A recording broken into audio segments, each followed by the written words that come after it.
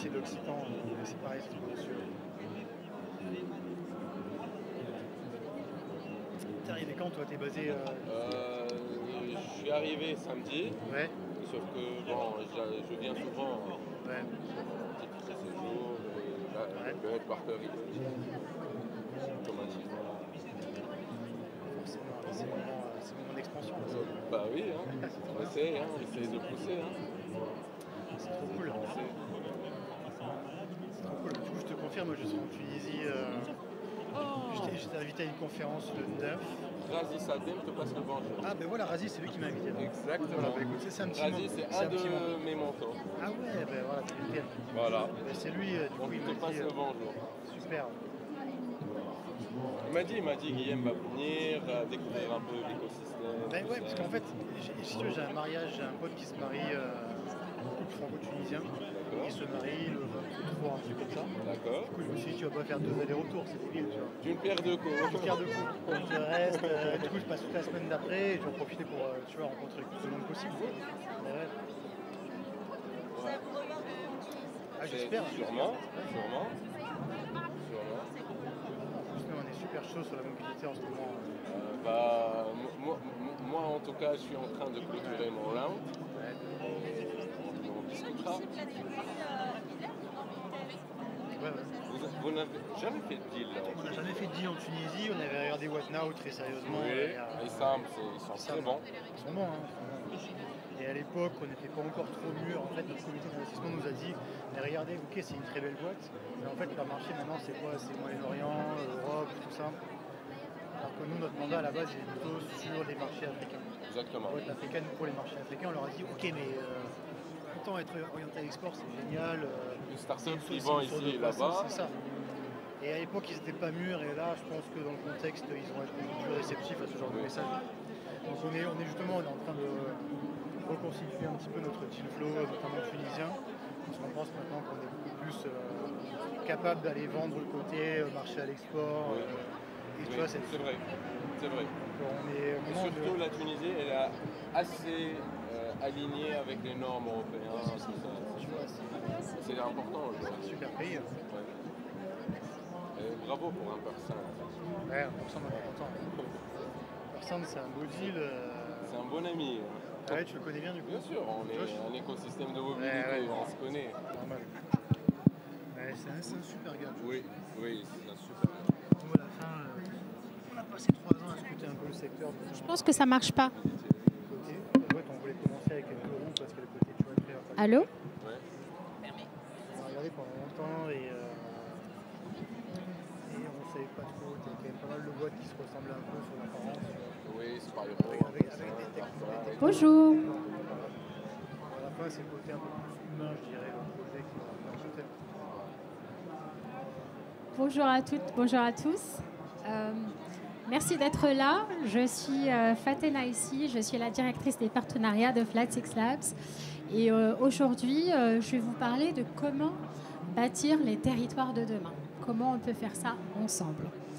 Donc, comme pour introduction, les territoires, un territoire, c'est pas juste une carte ou une ville. Donc, un territoire, c'est un espace où les gens vivent, travaillent, ils rêvent aussi, et puis ils décident ensemble de leur avenir.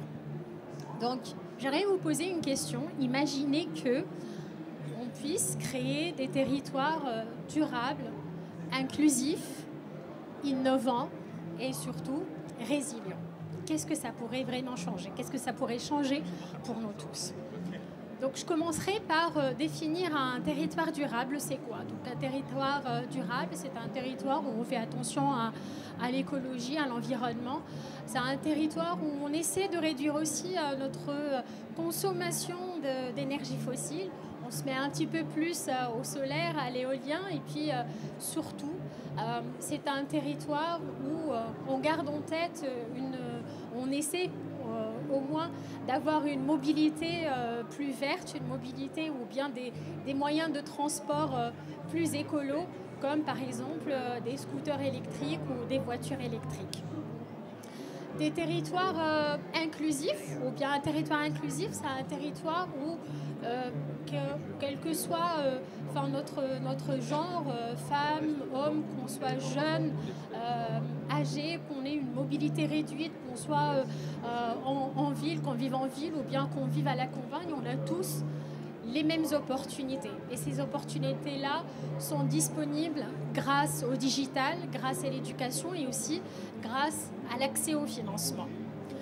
Un territoire innovant, c'est un territoire qui investit dans ses entrepreneurs, un territoire qui investit dans ses startups locales, qui leur permet de créer des idées et de transformer ces idées-là à des solutions qui puissent les impacter à échelle locale, mais surtout qui puissent répondre à des problématiques internationales et globales.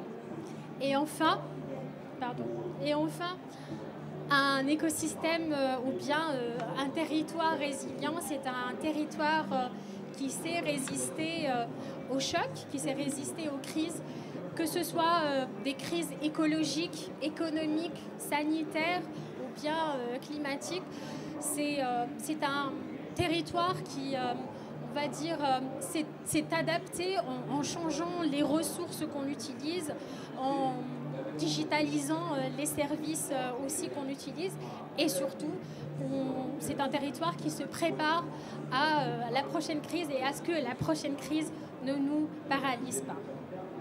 Donc aujourd'hui je représente Flat Six Labs. Flat Six Labs est un accélérateur régional. C'est bien plus qu'une plateforme, c'est vraiment un catalyseur de l'innovation dans les pays émergents. Donc notre mission, c'est de soutenir les entrepreneurs de la phase d'idée jusqu'à la phase de croissance. Donc on les soutient à travers plusieurs programmes, donc des programmes d'accélération, des programmes de développement des écosystèmes, et surtout c'est un acteur de l'écosystème qui est devenu un réel catalyseur de la création d'emplois et surtout de la création d'innovation régionale.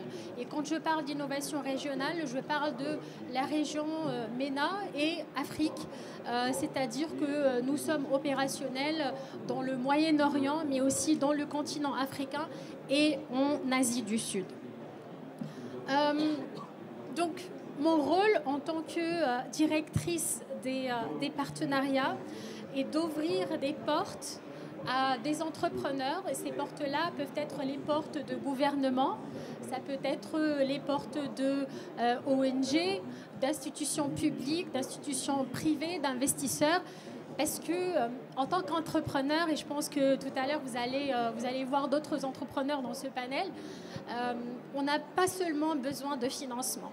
On a besoin d'alliances et de partenariats stratégiques qui puissent vraiment nous aider ou bien les aider à aller au next level de leur start-up. Et quand je parle de next level, c'est-à-dire d'aller d'une phase de réponse à un problème local à un rayonnement international. Et donc, c'est important de créer ces alliances-là, mais il faut être aussi lucide.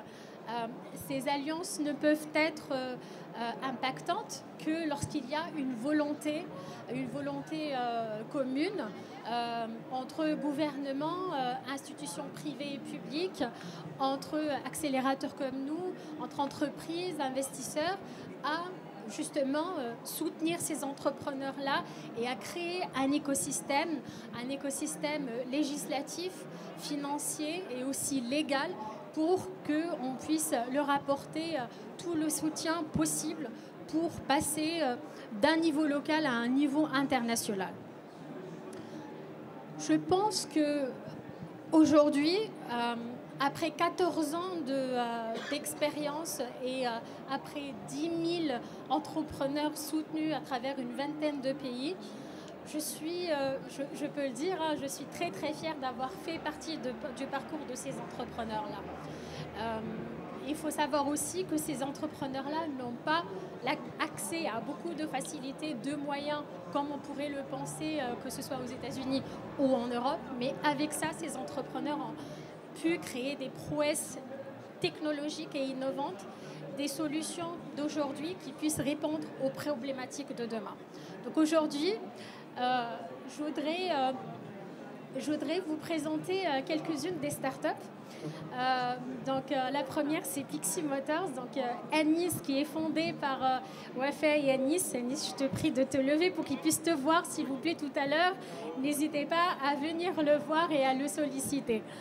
Donc, Pixie Motors, qui est co-créé encore une fois par Anis et Wafaa, ils ont créé un scooter électrique intelligent à batterie amovible. Donc, c'est vraiment une prouesse dans le transport urbain.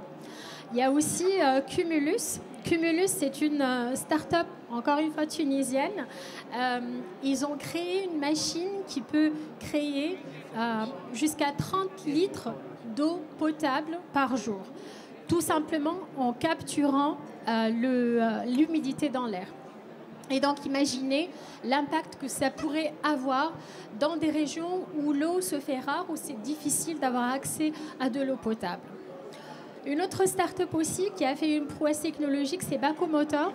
Donc, Bako Motors ont développé une voiture électrique solaire qui est adaptée au transport urbain. Donc, les transports urbains, c'est plutôt rural. Donc, les régions rurales, là où il y a vraiment un vrai challenge pour avoir accès au transport et à la mobilité. Donc, leur mission, c'est vraiment le transport pour tous. Et puis, je vais finir avec Dabchi, notre Vinted national, qui est cofondé par Amani et Razi. Donc, Dabchi est en fait une plateforme où on fait revivre ces vêtements. Donc, c'est une plateforme d'économie circulaire et de mode circulaire. Ça permet de ne pas gaspiller ces vêtements, mais surtout, c'est devenu au fil du temps une plateforme qui génère des revenus supplémentaires, surtout pour les femmes. Donc, toutes ces startups-là ont quelque chose de commun, c'est que ce sont des startups qui ont créé des solutions locales qui puissent répondre à des problématiques globales, des problématiques internationales, et c'est aussi des solutions de demain. Donc, bâtir les territoires de demain, je pense que c'est devenu une urgence, c'est pas un luxe, il faut vraiment y penser. Il faut y penser aujourd'hui. Donc aujourd'hui, on ne peut pas se dire est-ce qu'on doit réagir ou est-ce qu'on doit créer des choses aujourd'hui. Plutôt, la vraie question, est-ce qu'on va le faire vite et est-ce qu'on va le faire ensemble? Parce que quand on va ensemble, on va plus loin. Et aujourd'hui, je pense que si on a le courage de créer des écosystèmes et des territoires de demain, des écosystèmes plus durables, des écosystèmes plus résilients, je pense qu'on pourra demain imaginer des territoires qui sont non seulement plus écologiques, des territoires qui sont plus justes, plus beaux et surtout porteurs d'espoir à tous. Merci beaucoup. Bravo, bravo.